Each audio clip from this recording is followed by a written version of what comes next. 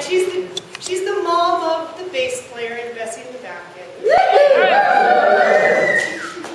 But what it says here is that she grew up in the Kootenays and has lived in Ottawa, Windsor, Montreal, Toronto, and Vancouver.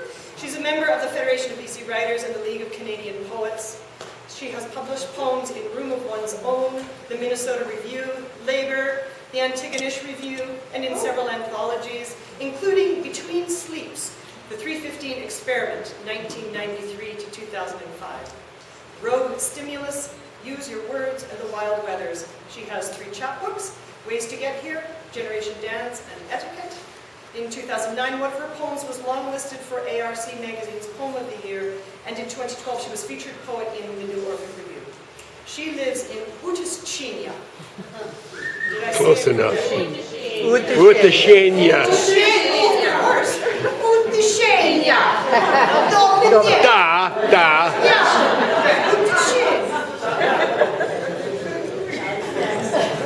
At the confluence of the Columbia and Kootenay Rivers, of course, in Southeast BC, where she writes poetry and produces handmade books through her imprint NIB Publishing. Please give a very warm welcome to Linda Crosfield. Yay!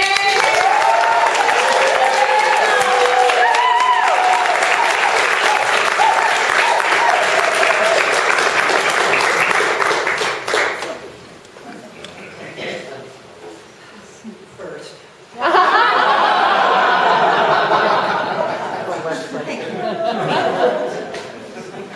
I'm really honored to be here tonight. I was very happy to be asked at this wonderful event.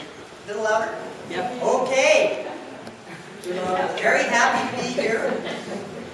The first poem I'm going to read is about something that's dear to all our hearts. It's called Book. Keeper of stories, page turns, a quickening. Consolation on a cold night, up past bedtime friend. In Kerala, a book of healing, written 1,000 years ago. A book has eyes that watch the one who holds it. A book is never owned, but safe kept for a while. A place to hide a social note, its tenebrous reply. The way a Coptic book lies flat, remarkable, this outstretched hand. Space nudges space, the promise of an empty page. So I understand that the theme for the festival this year is Paths to the Page. So I actually now have 4 chapbooks.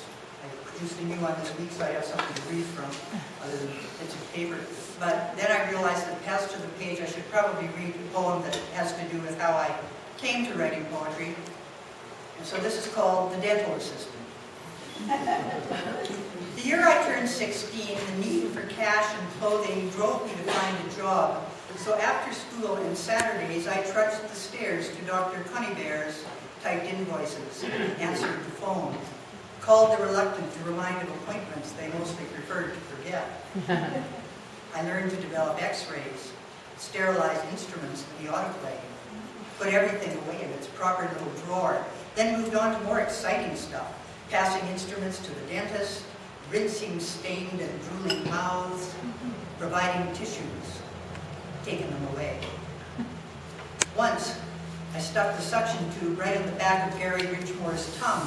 He wrecked my playhouse when we were kids. I loved how it made him gag, the fleeting terror in his eyes. I never got the hang of mixing silver amalgam. Mine was always too thick, too thin, too late, till Dr. Conybeare clicked his tongue against his perfect teeth and made his own. First time I saw a full mouth extraction, the room eclipsed to black. I slid discreetly down the wall, which upset the patient more than what was happening in his head. I abandoned plans to be a nurse, to writing poetry instead.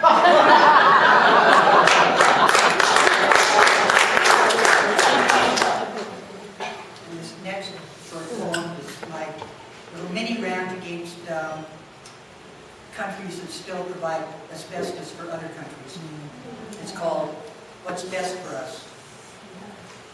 Chrysotile sounds like a semi-precious stone, an island off the coast of South America, the name of an exotic dancer, and in a way it is, the way it skips on the edge of breath to unsuspecting lungs, where it clings like a pole dancer in tights adorned with feathers, while suits in the audience quaff drinks, count money, convinced they know what's best for us.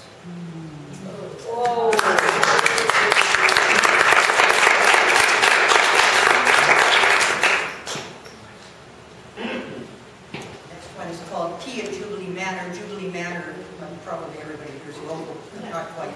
And it says seniors residence up in Rosemont, where my aunt lived until she was 102. Tea at Jubilee Manor. Every afternoon at 2:15 they come in a procession of chairs and walkers, or unaided in a slow and ponderous shuffle, backs hunched against the unkindness of time, to assemble in the great room for tea. They enjoy this ritual, the sturdy cups of orange pekoe, cookies and squares that break up a day, words exchanged and sometimes even heard by folk whose paths might not have crossed before. It's a slow dance, led by invisible partners. It's the last dance, and they're saving it for every afternoon at 2:15.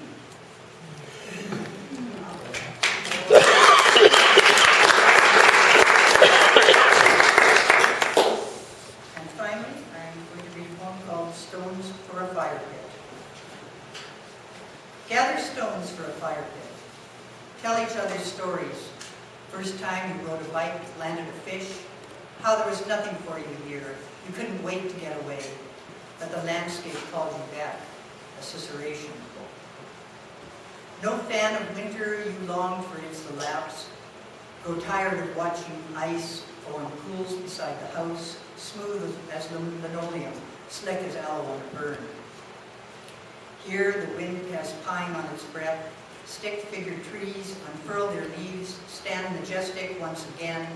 The sky evolves from blue to blush, and the first star shines as it never could in the city.